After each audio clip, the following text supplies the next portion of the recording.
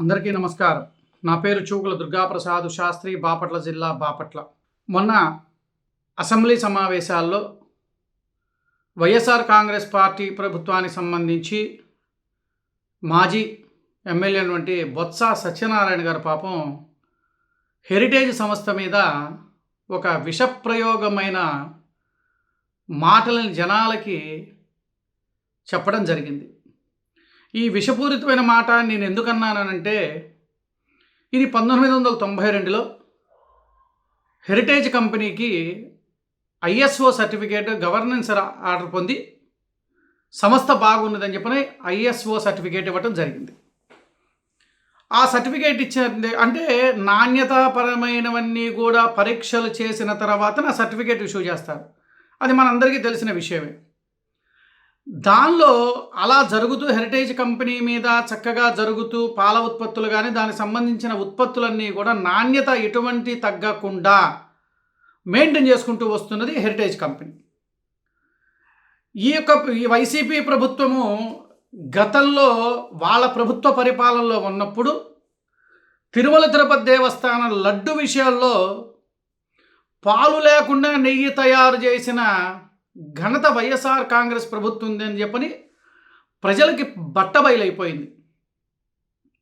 దాన్ని వీళ్ళు మసిబూసి మారేడుకాయ చేయాలి అంటే ఎట్లా, దీన్ని అంటే మన మీద వచ్చిన నిందని తప్పించుకోవాలి అనే ఒక ఉద్దేశంతో ఈ హెరిటేజ్ కంపెనీ మీద పడ్డారు. ఇప్పుడు ఈ హెరిటేజ్ మీద ఇప్పుడు చేస్తే ఈ ప్రభుత్వం మీద బురద జల్లితే మేము చేసిన అకృత్యాలు అంటే మేమంటే వైసీపీ ప్రభుత్వంలో చేసిన అకృత్యాలన్నీ కూడా మర్చిపోతారు, ప్రజలు దీని మీదకి మళ్లింపుపోతారు అని చెప్పేసి ఒక చిన్న డ్రామా ఆడాడు బొత్స సత్యనారాయణ. సత్యనారాయణ గారు, మీరు ఇన్ని మాట్లాడారు కదా, మరి గతంలో కూడా మీ ప్రభుత్వ పాలనలో ఎన్ని అవినీతులు జరిగినాయో ఆ రోజు మరి అసెంబ్లీ సమావేశాలకి మనం అసెంబ్లీ సమావేశాలకు వస్తేనే కదా మరి ఇన్ని సంవత్సరాల నుంచి లేనిది మరి మీ ప్రభుత్వ పరిపాలన ఉన్నప్పుడు మరి హెరిటేజ్ కంపెనీ 92లో స్థాపించినప్పుడు మీరు ప్రభుత్వాన్ని ఏర్పరిచారు కదా. ప్రభుత్వం ఏర్పరిచిన తర్వాత మీకు అంత ఉన్నప్పుడు మరి ఆ రోజున మీరు ఎంక్వైరీ ఎందుకు చేయించలేదు?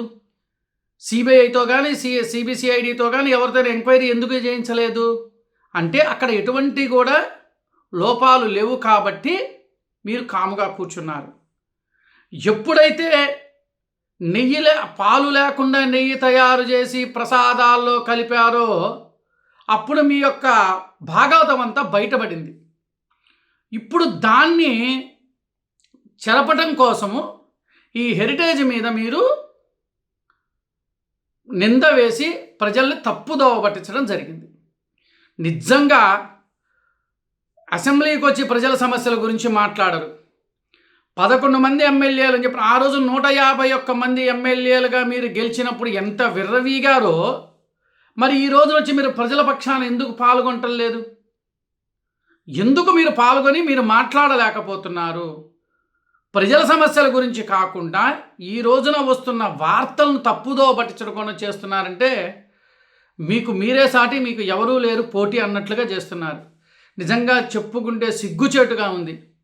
నేను ఒక్కటే ప్రశ్న అడుగుతున్నా, ఒక ఉద్యోగస్తుడు ఉద్యోగం సెలవు పెడితే అంటే వాళ్ళకి ఇచ్చిన సెలవుల కన్నా ఎక్కువ సెలవు పెడితే లాస్ ఆఫ్ పే కింద జీతం తీసేస్తారు. అలాగే మీరు ఒక ఉద్యోగస్తులు ఒక విధంగా చెప్పాలి అంటే ప్రజలకు సేవ చేయడం కోసం వచ్చారు. ప్రజలకు సేవ చేయకుండా మీరు జీతాలు ఏ విధంగా తీసుకుంటారు? రాష్ట్ర ప్రజలారా ఒక్కసారి ఆలోచించండి. వీరు ఏం చేస్తున్నారంటే ఏకాటికి కూడా ప్రజల్ని తప్పుదోవ పట్టించి మాటలను డైవర్ట్ చేయడం కోసమే తప్ప మీకు నిజంగా చిత్తశుద్ధి ఉంటే మరి మీ ప్రభుత్వంలో ఆ రోజున మీరు ఎంక్వైరీ ఎందుకు వేయలేకపోయారు? ఆ రోజున మీరు ఎందుకు చేయలేకపోయారు? అక్కడ ఏమీ లేదు కాబట్టి మీ వల్ల కాల.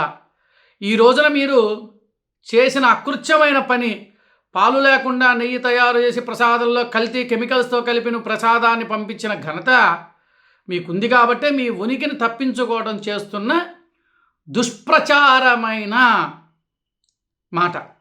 రాష్ట్ర ప్రజలారా ఒక్కసారి నేను చెప్పింది ఆలోచించండి. నేను చెప్పింది అవునా కాదా ఒకసారి మీరు ఆలోచించి కామెంట్స్ రూపంలో తెలియజేయాల్సిందిగా కోరుచున్నాను. నమస్కారం. నా పేరు చూకుల దుర్గాప్రసాద్ శాస్త్రి, బాపట్ల జిల్లా, బాపట్ల.